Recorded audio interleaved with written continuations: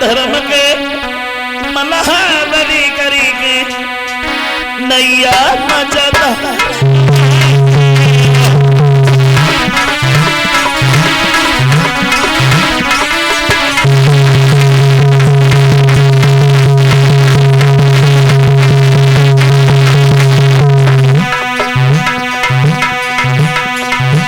तारा बोली बेटा रोहिदास, अगर तुम हमें छोड़ करके चले गए तो भला हम किसके सारे जिंदगी व्यतीत करेंगे, कहां जाएंगे?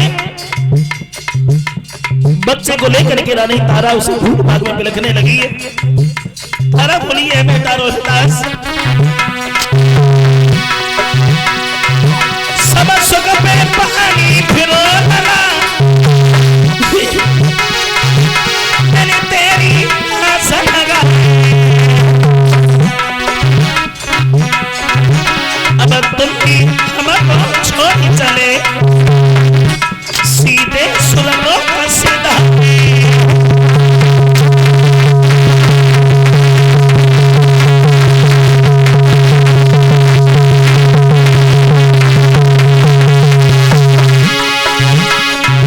रोहिदास बोला मैया रोना नहीं, संसार में जो एक बार प्राणी आता है तो उसे जाना ही पड़ता है माँ, रोना नहीं। मेरी माँ का ये दुनिया आनी जानी है, यह रहना नहीं है माँ की किसी को भूख मिलानी है।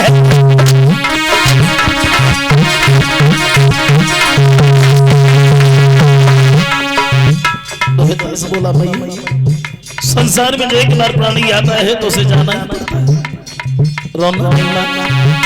मेरी माँ ये दुनिया मानी जाती है,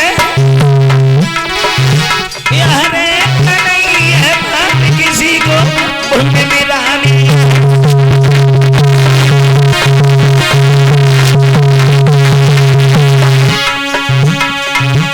मेरी माँ के रखियो हर पल पल ध्यान, राम राम कह के कोई तने छोड़े अपने प्राण।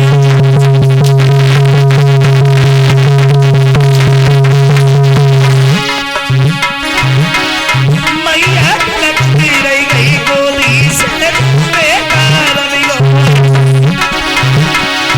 मैया लगती रह गई गोदी में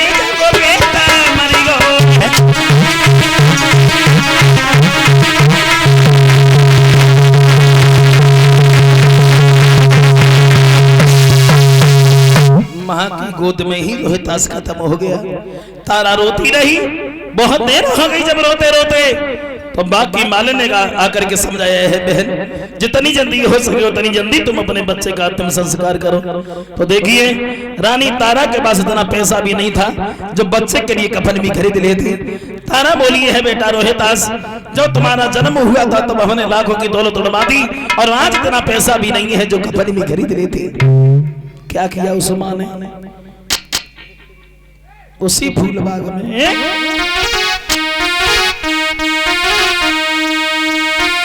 आदि सारी फाड़ी मातनी लला को कफन बनायो, धीरे धीरे मैया ने आगे को कदम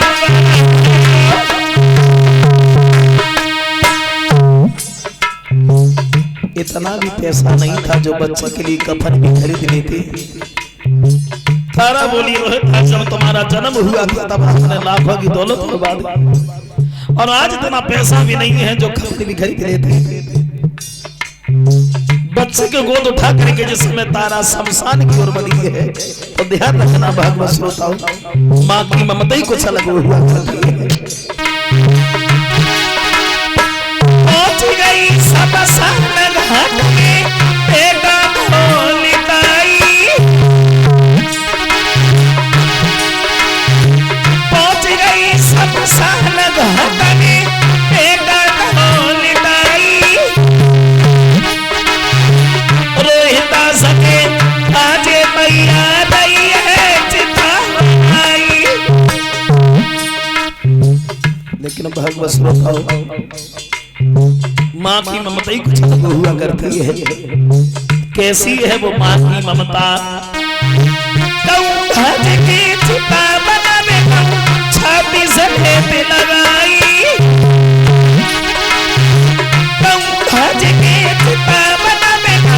छाती सफेद लगाई, हरिश्चंद्र महाराज तवही के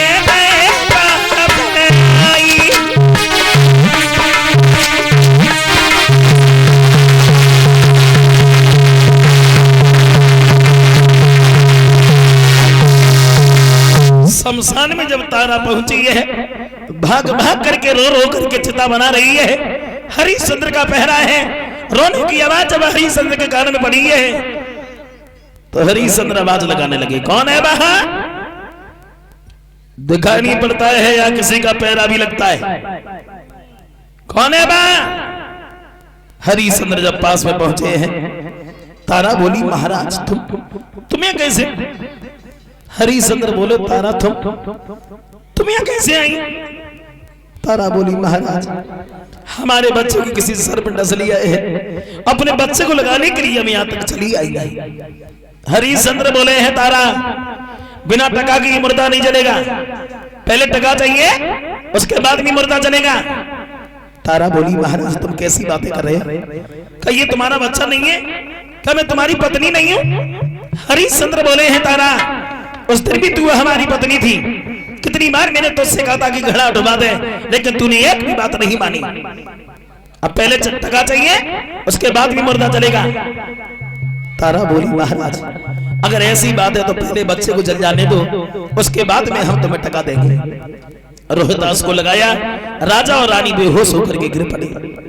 होश जब आया है तो हरिश्चंद्र ने वही बात पकड़ ली, का तारा टका चाहिए, टका।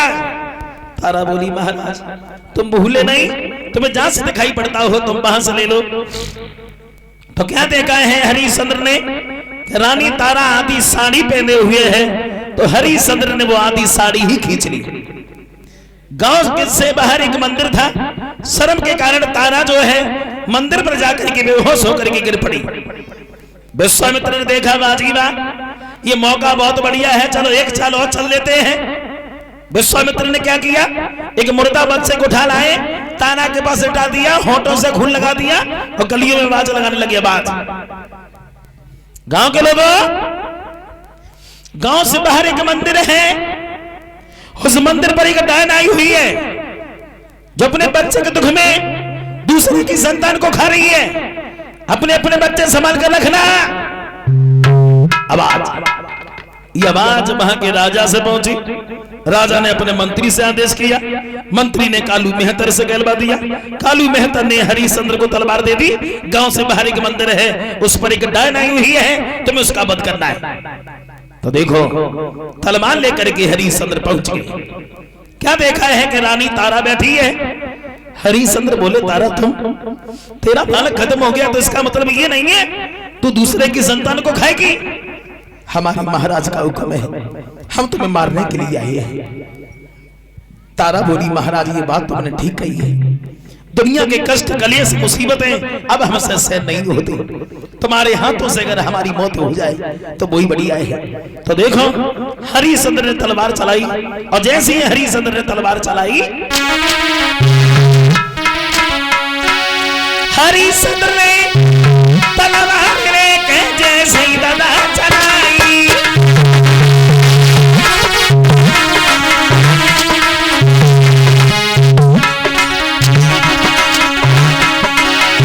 विश्वामित्र ने पीछे से झपट गई कलाई। विश्वामित्र बोले, ठहर जाओ, तुम अपनी पत्नी को मार रहे हो? हरिश्चंद्र बोले, महाराज आप? बोले, हम। अब तक गुरु वशिष्ठ ने भाग करके हरिश्चंद्र को गोद उठा लिया, लेकिन कहानी को समझ में नहीं आई।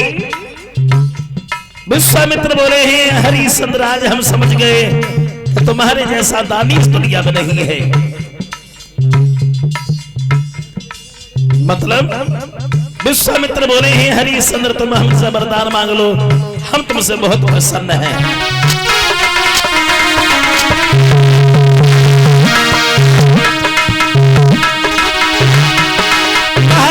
की फौरन आई गोरी चलिया धनी धनी सवारी हमसे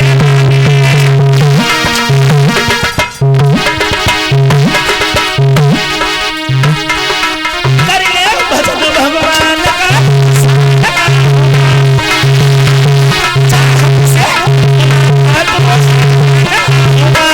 कर ले भजन भगवान का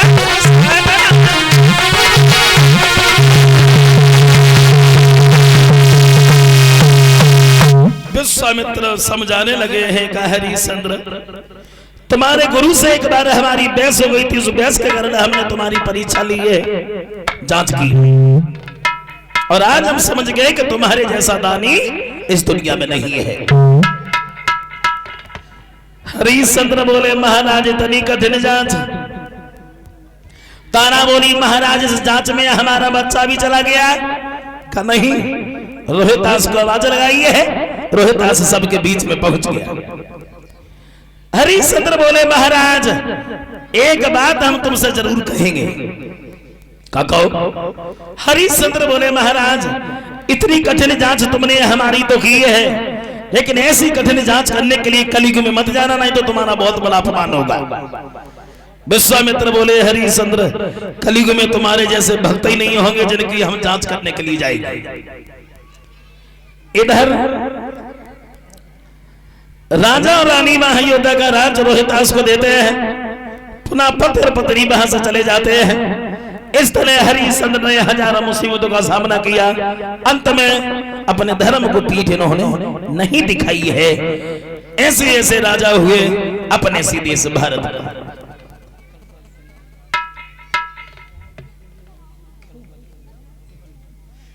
कलश भरने वाली कन्याएं जिन्होंने कलश भरे हैं, लौट करके खड़ी हो जाए।